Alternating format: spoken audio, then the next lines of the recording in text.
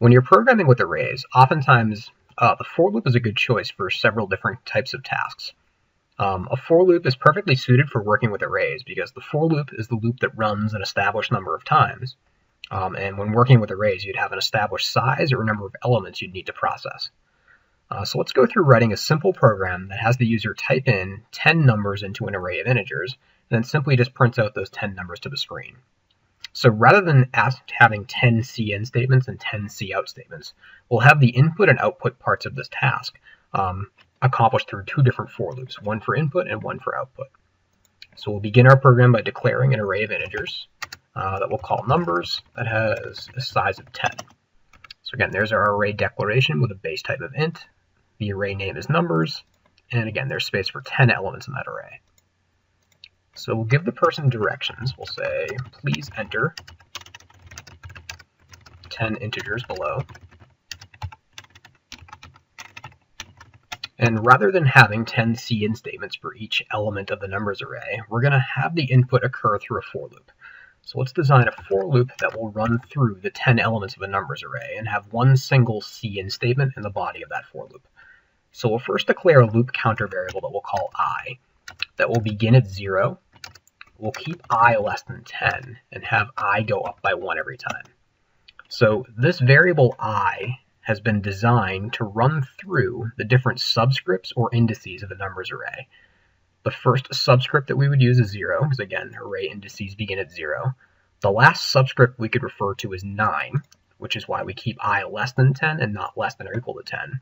And if I goes up by 1 every time, the value of I would run through 0 through 9 in order. So inside this for loop, we could have a cin statement for an element of a numbers array, and we'll do numbers square braces I.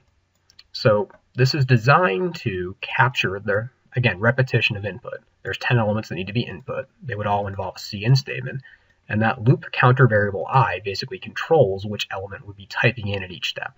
The first time this loop runs, we type in number square braces 0. Second time, number square braces 1. All the way up to the last time it runs, we type in number square braces 9. So it would allow us to type in all 10 elements of that array. So again, this is way more efficient and compact than having 10 cin statements for those 10 elements. And we could also show what the person typed in through a for loop as well. So we'll echo their input. So we'll say your 10 integers are shown below. And we could use a very similar for loop for output. So we could even reuse that variable I since it's local to each for loop. So again, we'll begin I at 0, keep I less than 10, make I go up by 1 every time, and then use a cout statement for the element number square braces I. Now formatting is going to be an issue in this loop. Simply because if we just ended this cout statement here, all the elements of a numbers array would go right up against each other, and we might see a several digit long number where we couldn't tell apart the individual elements of a numbers array. So you want to put a space, or even a new line after each element. So we'll just put a space after each element that prints out. And when this loop is done, we'll even put an endl to kind of flush that output for whatever might happen after that. All right, so let's run this and see if we're good to go here. Okay, great. So it's asking me to enter 10 integers below. That's that first for loop running now. So we'll do 2, 4, 6, 8, 10, and so on. So there's the 10 integers typed in. Then the second for loop runs and echoes those 10 numbers to the screen. Again, notice the space that occurs between each 1 and 2, then a space, 4, and then a space, and so on. And we could run this again. You don't have to press enter after typing the 10 integers. You can just type in 10 numbers separated by spaces, then press enter. So again, that cin statement would know to separate each one through that space. And the second loop just echoes them again.